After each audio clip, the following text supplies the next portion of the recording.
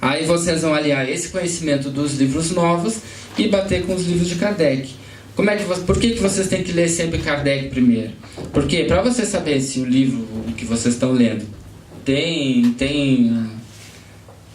verdade, se é realmente um livro, digamos, que não está saindo da linha, que é mentira, vocês têm que saber o que é o Espiritismo primeiro, por isso que tem que estudar lá primeiro, né? Mas vai estudando o Livro dos Espíritos e vai lendo essas outras obras, para ir começando no Espiritismo. Vamos ver aqui. Inúmeras fontes educativas espiritualistas e muitas obras que tratam as últimas conquistas da ciência, da filosofia e psicologia ajudam o espírita a disciplinar sua mente. Né? Aqui está dizendo então que o espírita não deve estudar apenas o espiritismo, tem que estudar também todas as obras da ciência. Vocês vão pegar as obras de química, de física, de fisiologia, de biologia, a filosofia e a psicologia. Porque todas essas obras, de tudo que for ciência, está dentro do Espiritismo. Porque o Espiritismo, como é ciência e filosofia, tudo que for conhecimento científico está dentro do Espiritismo. Foi isso que Kardec nos disse. Ajudam o espírito a disciplinar sua mente, a ajuizar seus impulsos ocultos que se projetam no subconsciente na tentativa de escravizar a alma às investidas inferiores. Bom, vamos à próxima pergunta. É contraproducente a ansiedade de quase todos os médiuns neófitos em receber logo seu guia, a fim de participar proveitosamente no serviço de caridade espírita? Não é a receita mediúnica, o passe espírita ou a revelação dos desencarnados a característica básica de todo médium desenvolvido?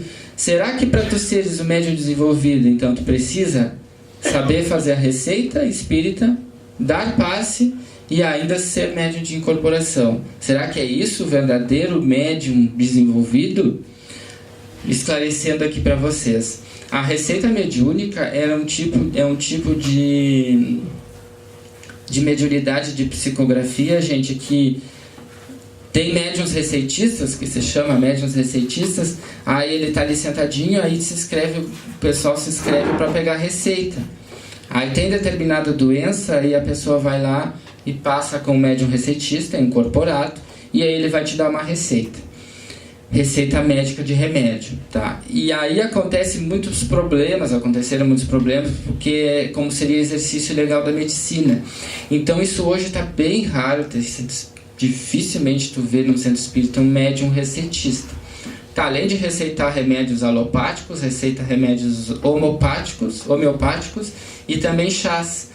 Mas é muito difícil hoje acontecer por causa da medicina, tá? Porque seria exercício ilegal da medicina e pode pegar o centro e terminar com o centro, imagina. Chega lá o médium receitista e receita uma receita de diazepam, tem que tomar o diazepam, aí vai lá a pessoa com o diazepam, imagina, né?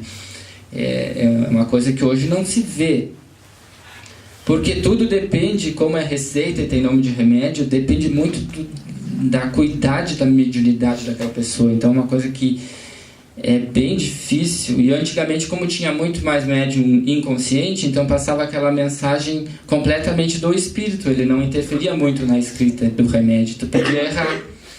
Então era bem complicado. Hoje em dia não existe muito, mas nessa época, quando se escreveu, ainda tinha. O passe espírita, que é o passe espírita normal, onde tem a câmara de passe, as pessoas entram depois de uma reunião de leitura do Evangelho, passa um a um no passe. Nós aqui não temos esse trabalho, né, porque tem as outras casas da cidade que tem, e nós aqui não como nosso pensamento é que o passe é uma coisa que de menor importância quando tu tem conhecimento, nós aqui não temos o passe, nós damos direcionamento para outro tipo de coisa. Esse assunto sobre o passe, como igual de qualquer forma aplicar o passe, energizar uma pessoa, é o que a gente vai ter no curso no dia 16 de setembro, tá? Sobre isso aqui. E a revelação dos desencarnados, que é a incorporação. Tá, então resumindo, será que para tu ser médium desenvolvido tu tem que ter tudo isso? Ou basta ter uma dessas coisas ou não ter nenhuma? Aí Ramatias responde: somos de parecer que a manifestação súbita do espírito guia não é suficiente para despertar no médium os tesouros do amor que porventura ele ainda não tenha revelado no trato cotidiano com o próximo. Ramatiz mais uma vez dizendo, nós já falamos isso na semana passada, que não basta tu ter mediunidade, ser médium, trabalhar com teu guia, para tu ser um médium desenvolvido. A gente já repetiu e repete sempre que para ser médium desenvolvido tu tem que ter, né, saber praticar a caridade, fazer o bem. É isso que é a mediunidade desenvolvida, fazer o bem com aquela mediunidade que tu tem. O sentimento caridoso que faz participar e sofrer pela desdita alheia não pode ser despertado ou merecer a assistência das almas excelsas se a própria criatura desejosa de fazer o bem não se esforça para despertar em si mesma o prazer de servir e amar. Quer dizer, a pessoa está ali trabalhando com a mediunidade e o espírito que está incorporado nela, digamos que seja uma umbanda, seja um preto velho, na hora que está atendendo ali, trata com carinho, trata com amor, ajuda as pessoas, sai o espírito, desacopla do médium e a pessoa simplesmente não faz amor, não faz caridade, não faz nada, ela só faz quando está incorporado. Vai adiantar alguma coisa? Não, porque o espírito está ali incorporado, quem está recebendo o bem, quem está evoluindo é o espírito que está ali fazendo bem, o médium não está desenvolvendo nada. Alguma pergunta, gente?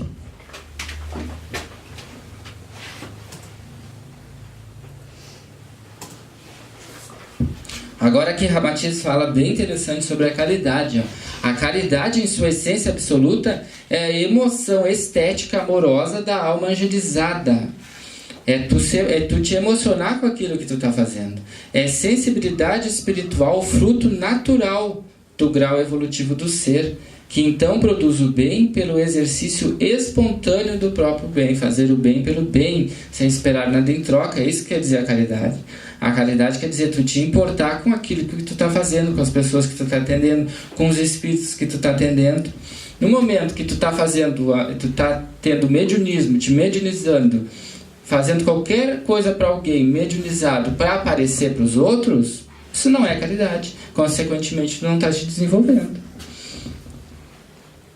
Mas absolutamente isento de qualquer interesse pessoal e mesmo da própria ansiedade utilitarista de alcançar o céu. Quer dizer, a gente fazer o bem, se mediunizar também para, depois que eu morrer eu vou ir para um bom lugar porque eu trabalhei como médium. A gente está fazendo o quê? Comércio, mercantilismo com a mediunidade, né? Que eu vou trabalhar, mas eu quero que tu me leve para um bom lugar depois. Se tu não vai me levar para um bom lugar, então eu não vou trabalhar. Imagina, gente.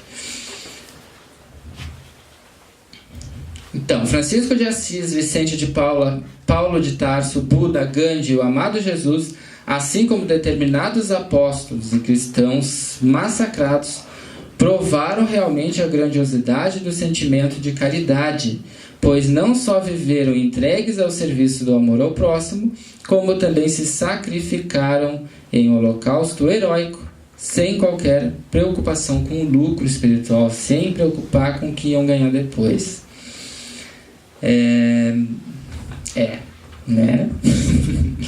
É difícil, gente. A gente todo dia trabalha, né? A gente sempre diz, né? A gente vai trabalhar pra gente se salvar, que a gente diz, né? Depois é difícil não pensar no lucro que a gente vai ter depois, né? Mas a gente tem que todo dia trabalhar sem pensar nele, porque senão a gente vai estar pensando que vai ganhar algo em troca por estar fazendo alguma coisa. E aí a gente vai jogar todo o nosso trabalho no lixo, né? Cremos, no entanto, que o desejo de fazer o bem... Não, essa pergunta não é porque eu risquei, porque essa repete. Eu editei o livro hoje. Eu já pulei para essa aqui. Há fundamento na afirmação de certos doutrinadores espíritas de que os médiuns na fase de seu desenvolvimento e que ainda não receberam seus guias conservam suas auras sujas de maus fluidos dos espíritos sofredores. Essa pergunta é importantíssima porque nós aqui lidamos diariamente com ela. Vocês devem ter bastante dúvida sobre isso.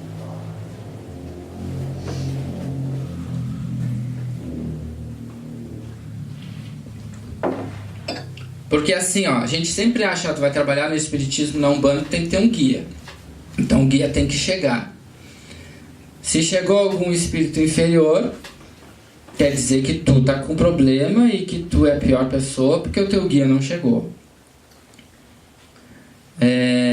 Isso é completamente mentira, gente. A gente tem que se dar conta que tudo depende do tipo de mediunidade que tu tem. Porque tem pessoas que vão trabalhar na Umbanda, que tem a mediunidade, que fizeram o acordo lá do outro lado antes de nascer para trabalhar na Umbanda. Então é natural que ela vá receber o guia, o preto velho, o caboclo, o Exu, a pombagira, para trabalhar na Umbanda ou na Quimbanda. Outros médiuns, eles vão ter aquela mediunidade para auxiliar os espíritos sofredores. Então eles vão ter aquelas dores, os enjoos, as pernas bambas, todas aquelas coisas, aqueles fluidos coercitivos que a gente viu na semana passada. E o guia não vai se apresentar nunca. Ou talvez só daqui futuramente. Mas é porque o tipo de mediunidade daquela pessoa é para aquele tipo de trabalho. O trabalho de desobsessão, o trabalho de encaminhamento de espíritos para o outro plano. Aquela outra pessoa, ela vai trabalhar incorporada. E através da incorporação ela vai ajudar as pessoas vivas, que estão ali encarnadas, que estão com algum problema espiritual, vai encaminhar o espírito que está com aquela pessoa, mas o próprio médium não vai incorporar o espírito que está sofredor, vai incorporar o guia. Há outros médiuns que podem trabalhar nas duas linhas, trabalham tanto com o guia da Umbanda, com o caboclo, com o preto velho, com o Exu, com a pombagira, com o cigano, com o oriental, e até com extraterrestres, e podem trabalhar incorporando espíritos sofredores também. Depende tudo do tipo de mediunidade.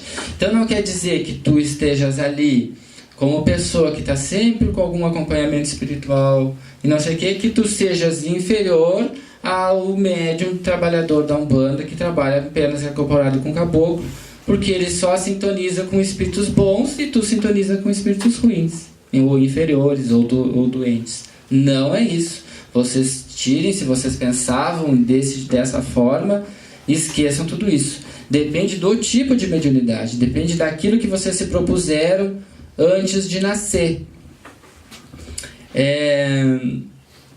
Nos bons trabalhos mediúnicos, os espíritos perturbados ou sofredores baixam sobre o controle e os cuidados do guia da casa. Aqui o Ramatias já está exemplificando como é que funcionam os trabalhos mediúnicos de uma casa espírita. Tá? Na casa espírita, sentam todos os médiuns na volta dessa mesa, é um dia geralmente preparado só para aquilo. Sentou-se, abriu esses trabalhos às 8 horas, cada tem um doutrinador, ou 2 ou 3, que vai conversar com aqueles espíritos que estão ali, com aqueles médiuns que estão ali. Um por um dos médiuns vai incorporar aqueles espíritos que precisam ser encaminhados, que estão doentes, ou espíritos que são raivosos, etc. E no plano espiritual tem um guia da casa. Quer dizer, o teu guia pode estar ali no trabalho mediúnico. Ele é teu guia, está te acompanhando, ele foi colocado para te auxiliar naquela encarnação. Tem o guia da casa daqui, e o guia da casa que vai fazendo toda a coordenação desse trabalho mediúnico. O teu guia vai estar ali do teu lado. Ele não precisa estar incorporado, ele não vai incorporar no trabalho mediúnico. Tu não vai trabalhar com o preto velho sentado na mesa para o espírito sofredor incorporar em cima, digamos, do preto velho, ou incorporar no outro médium. E o preto velho doutrinar? Poderia ter, mas não é o caso. Se a tua mediunidade é para trabalhar com espíritos sofredores, o teu guia geralmente vai ficar só te acompanhando do lado de fora, te intuindo, né? Talvez tenha algum trabalho que outro que ele chegue, te incorpore por ti e fale com o doutrinador, mas não necessariamente, gente. Tudo depende, às vezes, do tipo, da religião também que tu vai. Pode acontecer, se tu ser um médium de Umbanda, em determinado dia no centro de Umbanda tu tá mal. E aí tu não vai incorporar o teu guia. Mas olha um gato subindo. Aí tu tá incorporando o teu guia, mas naquele dia tu não consegue nem te sintonizar com o guia, porque tu tá já meio assim com os espíritos sofredores, ou algum obsessor teu de outra vida, ou algum obsessor que tenha sido mandado por ti. Quer dizer, se tu já está sentindo esses fluidos densos, significa que tu já tem um tipo de mediunidade também propensa para trabalhar na desobsessão. Então, mas geralmente na Umbanda tu vai trabalhar com teu guia, com os espíritos que estão ali.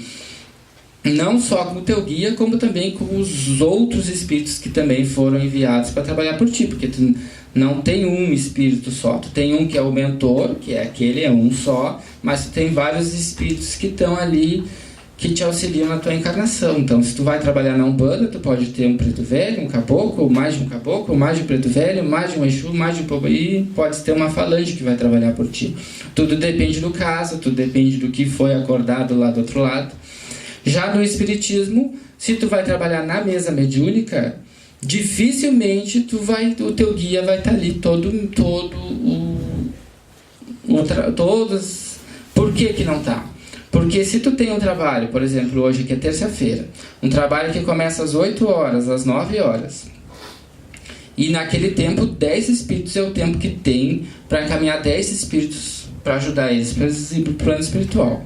Se o guia de cada médium for dar mensagem naquela noite, vocês imaginem, das 8 às 8h30, dando mensagem: meus amigos, que bom que vocês estão aqui, se amem, se abracem, tá? Aí vem o outro médium: meus amigos, se amem, se abracem.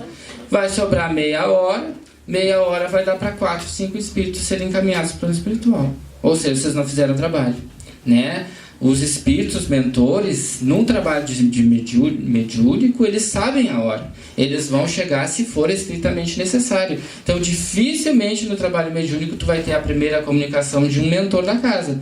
Tu vai ter das 8 às 9 o trabalho, encaminhando todos aqueles espíritos, e, sei lá, 9 horas em ponto, o espírito guia da casa, ou algum trabalhador da casa, ou um preto velho, ou um caboclo, vai chegar e dar uma mensagem de 1 minuto para encerrar os trabalhos. Porque eles têm tempo, a gente tem tempo, tem que encaminhar esse povo está doente, tem que ser encaminhado.